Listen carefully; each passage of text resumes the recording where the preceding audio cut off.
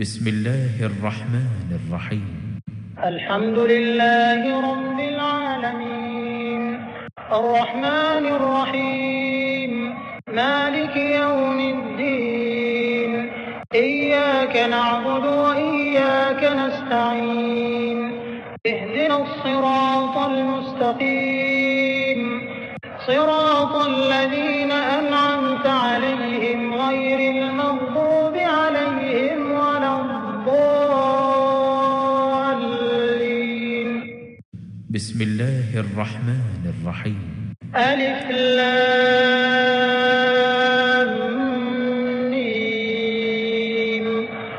ذلك الكتاب لا ريب فيه هدى للمتقين الذين يؤمنون بالغيب ويقيمون الصلاة ومما رزقناهم ينفقون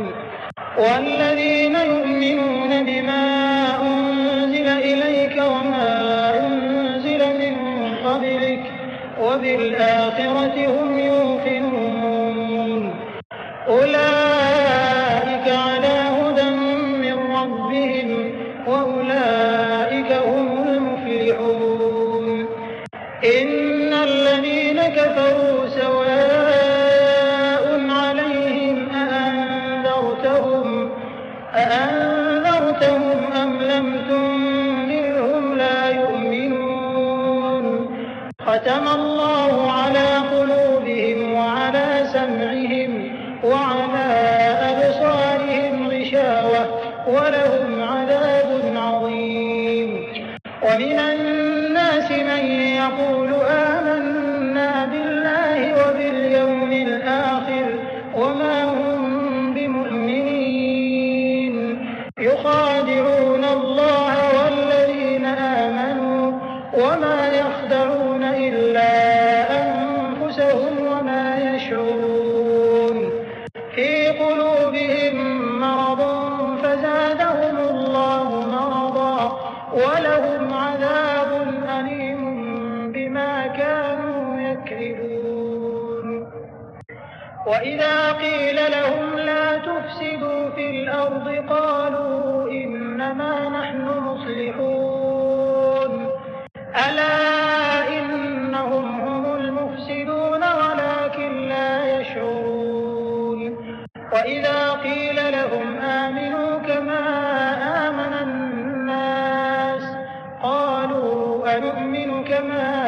آمن السفهاء ألا إنهم هم السفهاء ولكن لا يعلمون. وإذا لقوا الذين آمنوا قالوا آمنا وإذا خلوا إلى شياطينهم قالوا إنا معكم إنما نحن مستهزئون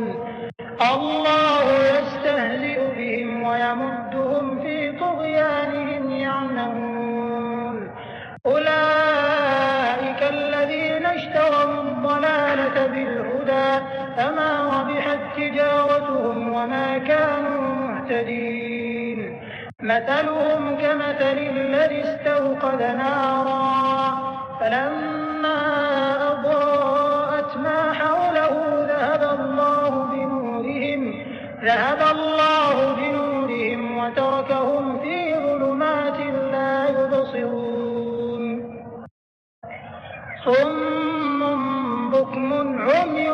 فهم لا يرجعون أو كصيب من السماء فيه ظلمات ورعد وبرق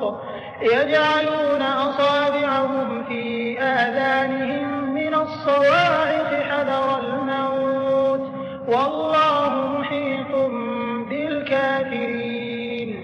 يكاد البرق يخطف أبصارهم كلما أضاء لهم مشوا فيه وإذا أظلم عليهم قاموا ولو شاء الله لذهب بسمعهم وأبصارهم إن الله على كل شيء قدير. يا أيها الناس اعبدوا ربكم الذي خلقكم تتقون الذي جعل لكم الأرض فراشا والسماء بناء وأنزل من السماء ماء فأخرج به من الثمرات رزقا لكم فلا تجعلوا لله أندادا وأنتم تعلمون وإن كنتم في ريب مما نزلنا على عبدنا فأتوا بسورة من مثله وادعوا شهداءكم من دون الله إن كنتم صادقين فإن لم تفعلوا ولم تفعلوا فاتقوا النار التي وقودها الناس والحجارة أعدت للكافرين وبشر الذين آمنوا وعملوا الصالحات أن لهم جنات تجري من تحتها الأنهار كلما رزقوا منها من ثمرة رزقا قالوا هذا الذي رزقنا من قبل وأتوا به متشابها ولهم فيها أزواج مطهرة وهم فيها خالدون وبشر الذين آمنوا وعملوا الصالحات أن لهم جنات تجري من تحتها الأنهار كلما رزقوا منها من ثمرة رزقا قالوا هذا الذي رزقنا من قبل وأتوا به متشابها ولهم فيها أزواج مطهرة وهم فيها خالدون إن الله لا يستحيي أن يضرب مثلا ما بعوضة فما فوقها فأما الذين آمنوا فيعلمون أنه الحق من ربهم وأما الذين كفروا فيقولون ماذا أراد الله بهذا مثلا يضل به كثيرا ويهدي به كثيرا وما يضل به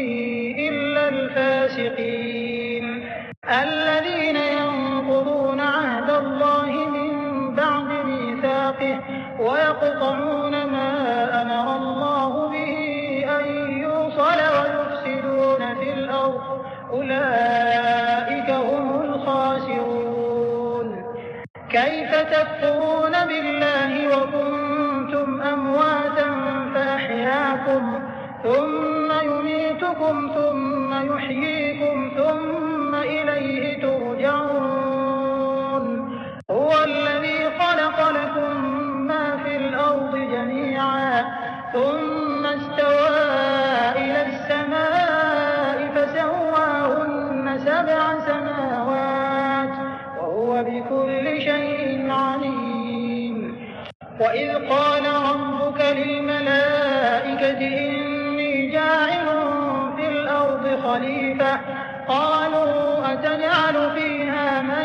يفسد فيها ويسفك الدماء ونحن نسبح بحمدك ونقدس لك قال إني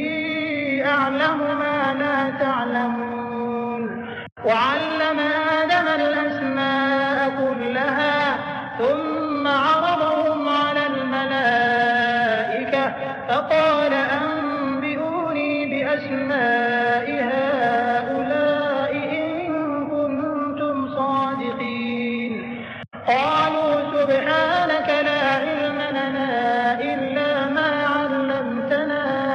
إنك أنت العليم الحكيم قالوا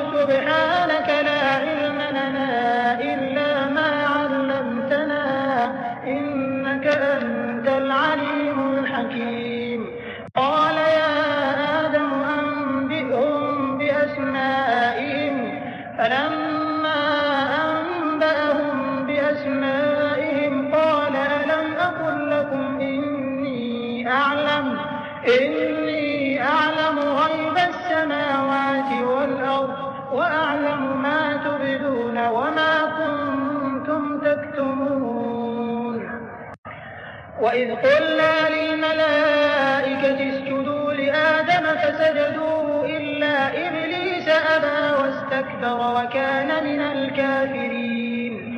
وقلنا يا آدم اسكن أنت وزوجك الجنة وكلا منها رغدا حيث شئتما ولا تقربا هذه الشجرة فتكونا من الظالمين فأزلهما الشيطان عنها فأخرجهما مما كانا فيه وقلنا اهبطوا بعضكم لبعض عدو ولكم في الأرض مستقر ومتاع إلى حين فتلقى آدم من ربه كلمات فتاب عليه إنه هو التواب الرحيم قلنا اهبطوا منها جميعا فإما يأتينكم مني هدى فمن تبع هداي فلا خوف عليهم ولا هم يحزنون والذين كفروا وكذبوا بآياتنا أولئك أصحاب النار هم فيها خالدون يا بني إسرائيل اذكروا نعمتي التي أنعمت عليكم وأوفوا بعهدي أوف بعهدكم وإياي فارهبون وآمنوا بما أنزلت مصدقا لما معكم ولا تكونوا أول كافر به ولا تشتروا بآياتي ثمنا قليلا وإياي فاتقون ولا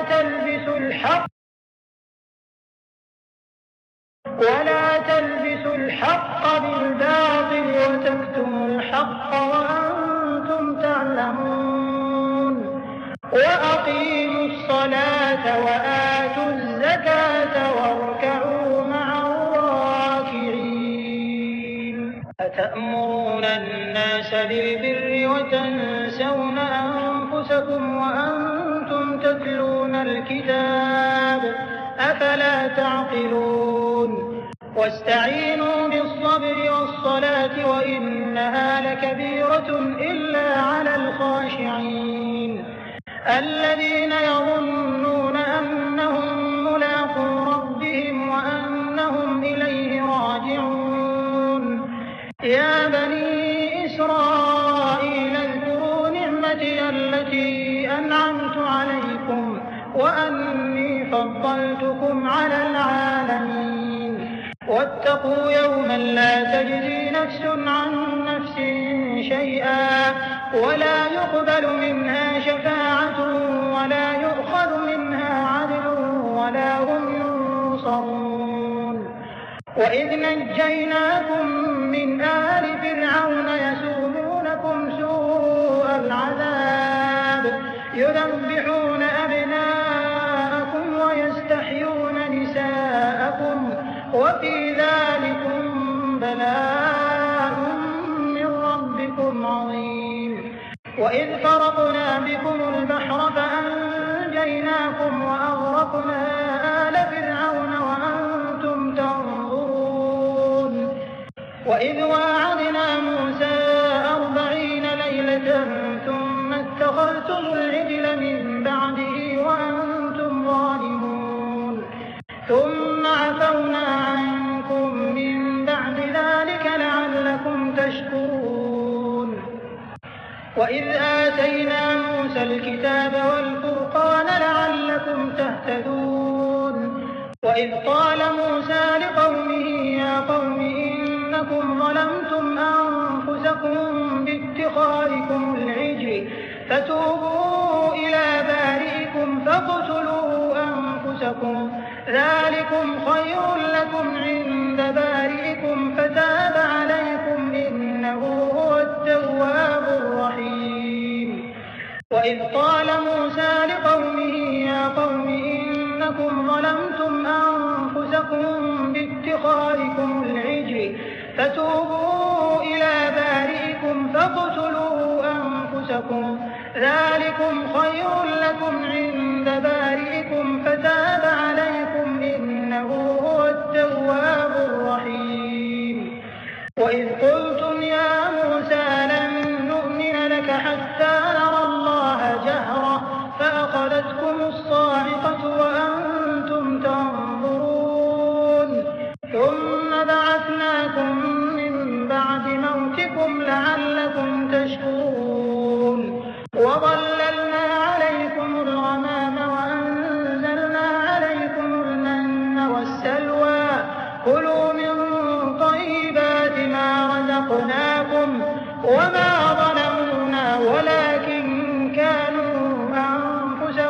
يظلمون وإذ قلنا ادخلوا هذه القرية فكلوا منها حيث شئتم رغدا وادخلوا الباب سجدا وقولوا حطة نغفر لكم خطاياكم وسنزيد المحسنين فبدل الذين ظلموا قولا غير الذي قيل لهم فأنزلنا على الذين ظلموا رجزا من السماء بما كانوا يفسقون وإذ استسقى موسى لقومه فقلنا اضرب بعصاك الحجر فانفجرت منه 12 عينا قد علم كل أناس مشربهم كلوا واشربوا من رزق الله ولا تعثوا في الأرض مفسدين وإذ قلتم يا موسى لن نصبر على طعام واحد فادع لنا ربك يخرج لنا مما تنبت الأرض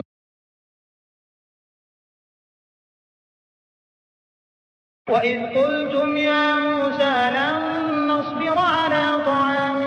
واحد فادع لنا ربك يخرج لنا مما تنبت الأرض من بقلها وقثائها وفومها وعدسها وبصلها قال أتستبدلون الذي هو أدنى بالذي هو خير اهبطوا مصرا فإن لكم ما سألتم وضربت عليهم الذلة والمسكنة وباءوا بغضب من الله ذلك بأنهم كانوا يكفرون بآيات الله ويقتلون النبيين بغير الحق ذلك بما عصوا وكانوا يعتدون إن الذين آمنوا والذين هادوا والنصارى والصابئين من آمن بالله واليوم الآخر وعمل صالحا فلهم أجرهم عند ربهم ولا خوف عليهم ولا هم يحزنون وإذ أخذنا ميثاقكم ورفعنا فوقكم الطور خذوا ما آتيناكم بقوة واذكروا ما فيه لعلكم تتقون ثم توليتم من بعد ذلك فلولا فضل الله عليكم ورحمته لكنتم من الخاسرين ولقد علمتم الذين اعتدوا منكم في السبت فقلنا لهم كونوا قردة خاسئين فجعلناها نكالا لما بين يديها وما خلفها وموعظة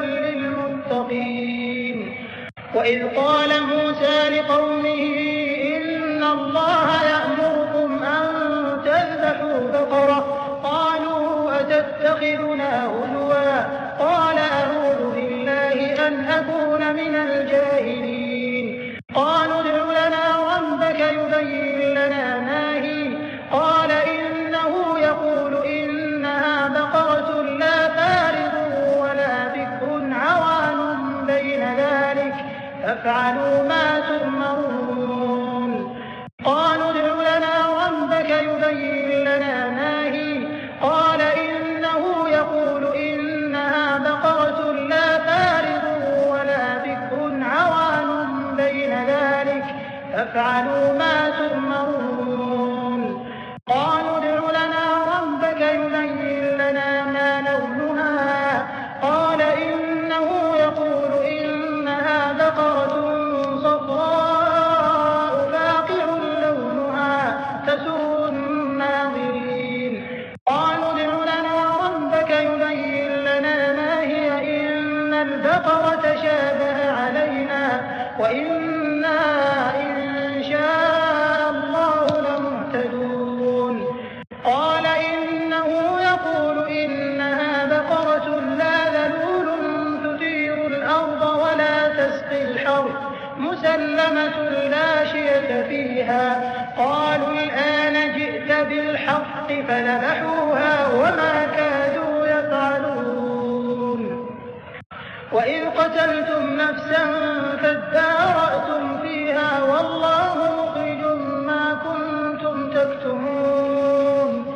فقلنا اضربوه ببعضها كذلك يحيي الله الموتى ويريكم آياته لعلكم تعقلون ثم قست قلوبكم من بعد ذلك فهي كالحجارة أو أشد قسوة وإن من الحجارة لما يتفجر منه الأنهار وإن منها لما يشقق فيخرج منه الماء وإن منها لما يهبط من خشية الله وما الله بغافل عما تعملون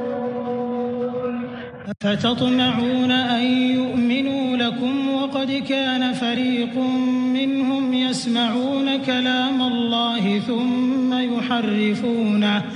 ثم يحرفونه من بعد ما عقلوه وهم يعلمون وإذا لقوا الذين آمنوا قالوا آمنا وإذا خلا بعضهم إلى بعض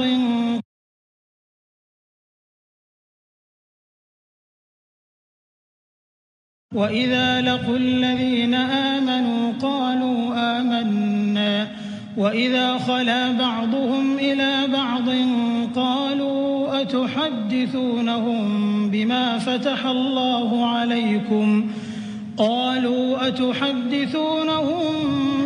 فتح الله عليكم ليحاجوكم به عند ربكم أفلا تعقلون أولا يعلمون أن الله يعلم ما يسرون وما يعلنون ومنهم أميون لا يعلمون الكتاب إلا أماني وإن هم إلا يظنون فويل للذين يكتبون الكتاب بأيديهم ثم يقولون هذا من عند الله ليشتروا به ثمنا قليلا فويل لهم مما كتبت أيديهم وويل لهم مما يكسبون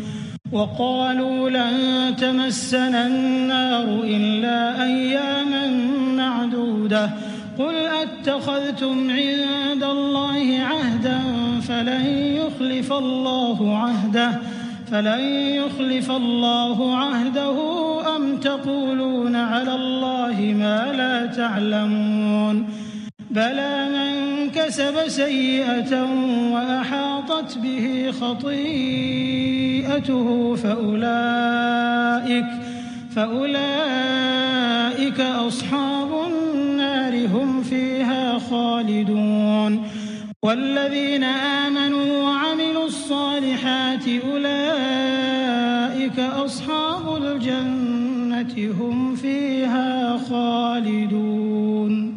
وإذ أخذنا ميثاق بني إسرائيل لا تعبدون إلا الله وبالوالدين إحسانا وذي القربى واليتامى والمساكين وقولوا للناس حسنا وأقيموا الصلاة وآتوا الزكاة ثم توليتم إلا قليلا منكم وأنتم معرضون وإذ أخذنا ميثاق بني إسرائيل لا تعبدون إلا الله وبالوالدين إحسانا وذي القربى واليتامى والمساكين وقولوا للناس حسنا وأقيموا الصلاة وآتوا الزكاة ثم توليتم إلا قليلا منكم وأنتم معرضون وإذ أخذنا ميثاقكم لا تسفكون دماءكم ولا تخرجون أنفسكم من دياركم ثم أقررتم وأنتم تشهدون ثم أنتم هؤلاء تقتلون أنفسكم وتخرجون فريقا منكم من ديارهم تظاهرون عليهم بالإثم والعدوان وإن يأتوكم أسارى تفادوهم وهو محرم عليكم إخراجهم أفتؤمنون ببعض الكتاب وتكفرون ببعض فما جزاء من يفعل ذلك منكم إلا خزي في الحياة الدنيا ويوم القيامة يردون إلى أشد العذاب وما الله بغافل عما تعملون أولئك الذين اشتروا الحياة الدنيا بالآخرة فلا يخفف عنهم العذاب ولا هم ينصرون ولقد آتينا موسى الكتاب وقفينا من بعده بالرسل وآتينا عيسى ابن مريم البينات وأيدناه بروح القدس أفكلما جاءكم رسول بما لا تهوى أنفسكم استكبرتم ففريقا كذبتم وفريقا تقتلون وقالوا قلوبنا غلف بل لعنهم الله بكفرهم فقليلا ما يؤمنون ولما جاءهم كتاب من عند الله مصدق لما معهم وكانوا من قبل يستفتحون على الذين كفروا فلما جاءهم ما عرفوا كفروا به فلعنة الله على الكافرين ولما جاءهم كتاب من عند الله مصدق لما معهم وكانوا من قبل يستفتحون على الذين كفروا فلما جاءهم ما عرفوا كفروا به فلعنة الله على الكافرين بئس ما اشتروا به أنفسهم أن يكفروا بما أنزل الله بغيا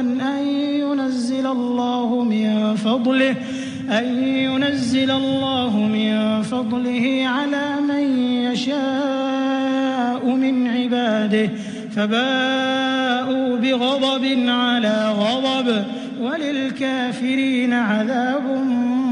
مهين وإذا قيل لهم آمنوا بما أنزل الله قالوا نؤمن بما أنزل علينا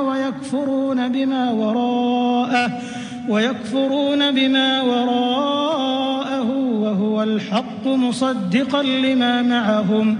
قل فلم تقتلون أنبياء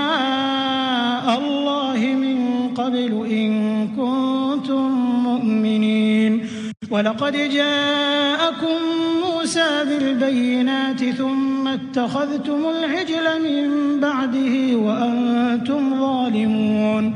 وإذ أخذنا ميثاقكم ورفعنا فوقكم الطور خذوا ما آتيناكم بقوة واسمعوا قالوا سمعنا وعصينا وأشربوا في قلوبهم العجل بكفرهم قل بئس ما يأمركم به إيمانكم إن كنتم مؤمنين قل إن كانت لكم الدار الآخرة عند الله خالصة من دون الناس فتمنوا الموت إن كنتم صادقين ولن يتمنوه أبدا بما قدمت أيديهم والله عليم بالظالمين ولتجدنهم أحرص الناس على حياة ومن الذين أشركوا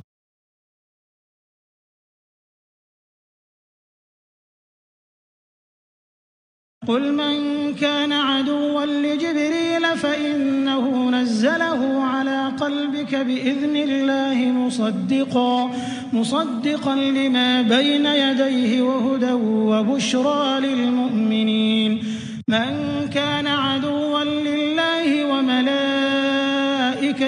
ورسله وجبريل وميكال فإن الله عدو للكافرين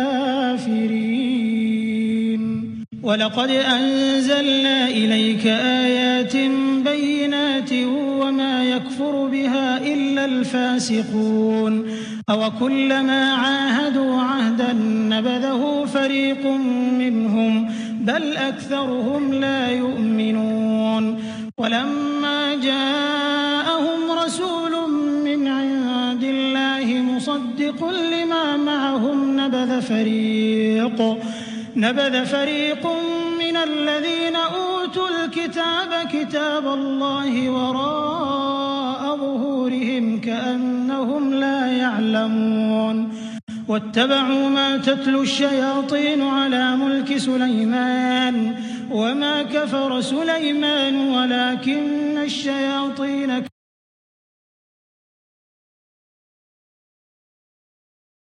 ولو أنهم آمنوا واتقوا لمثوبة من عند الله خير لو كانوا يعلمون يا أيها الذين آمنوا لا تقولوا راعنا وقولوا انظرنا واسمعوا وللكافرين عذاب أليم ما يود الذين كفروا من أهل الكتاب ولا المشركين أن ينزل عليكم من خير من ربكم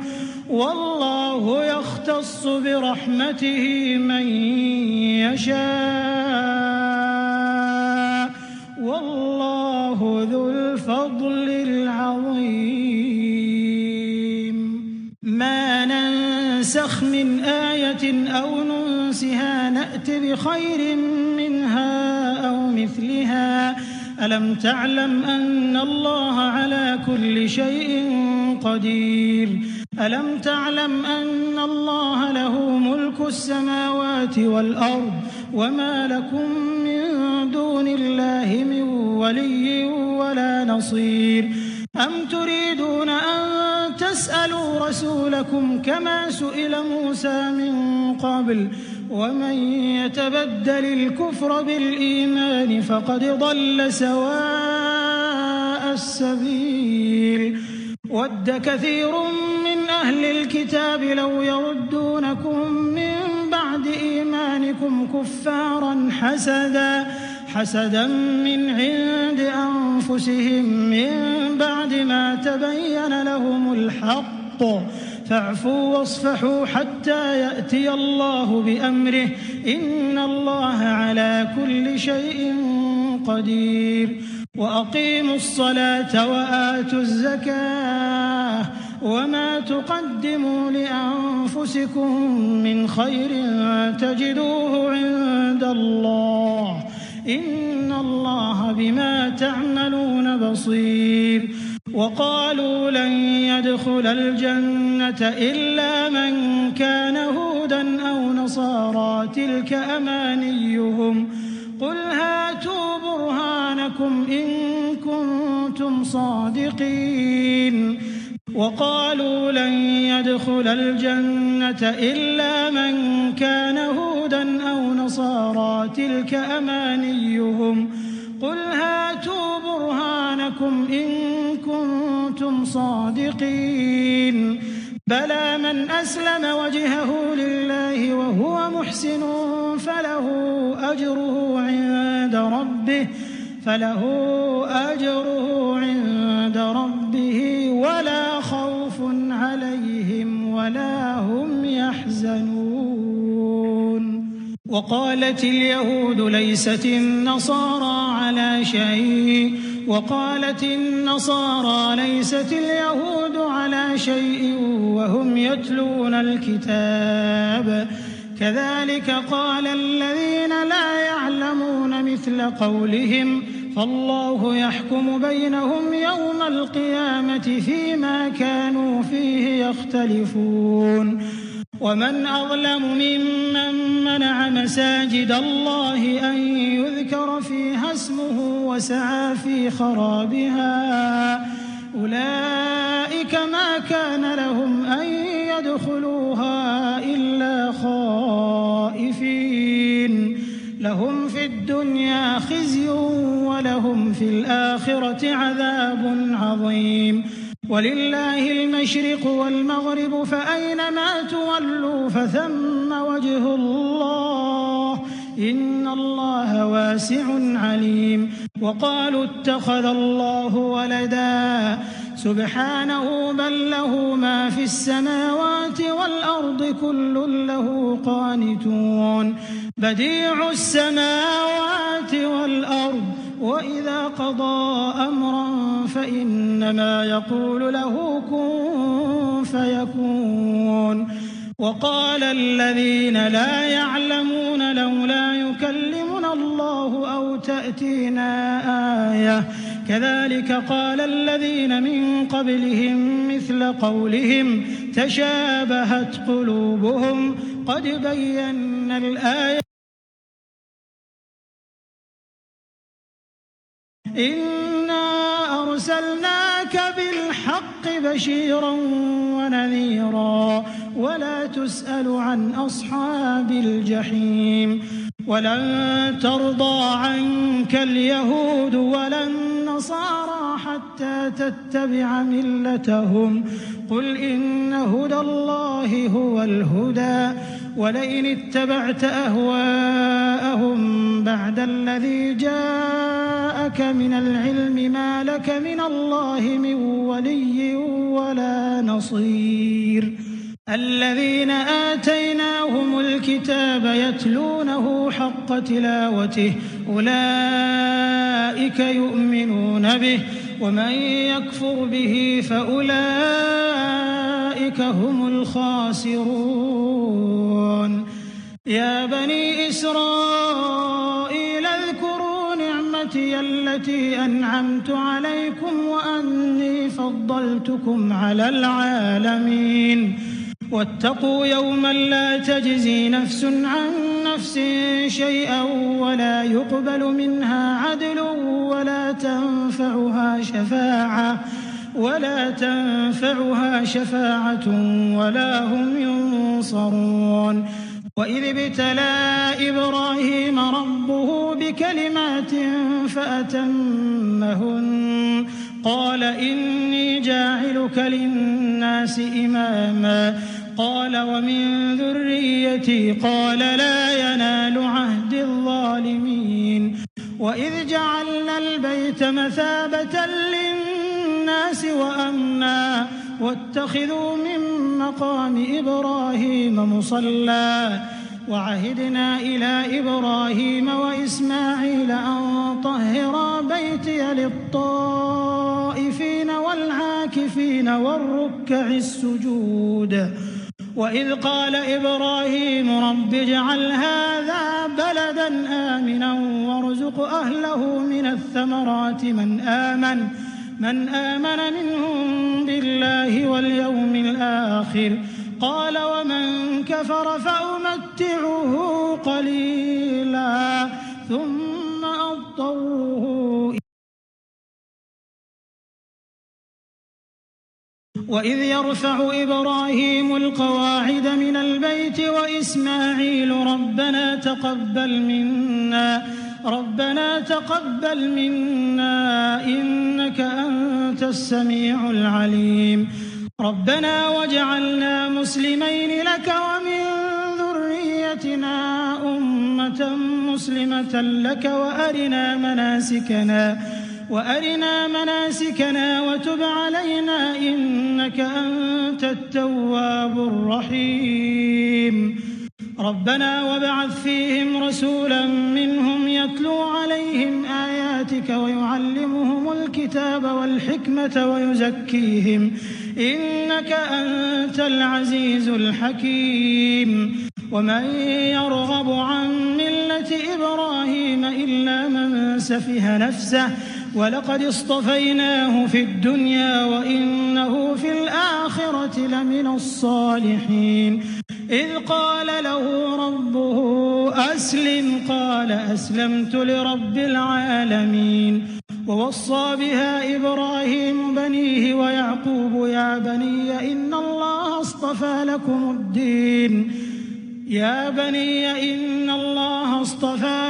الدين فلا تموتن إلا وأنتم مسلمون أم كنتم شهداء إذ حضر يعقوب الموت إذ قال لبنيه ما تعبدون من بعدي قالوا نعبد إلهك وإله آبائك إبراهيم وإسماعيل وإسحاق إلها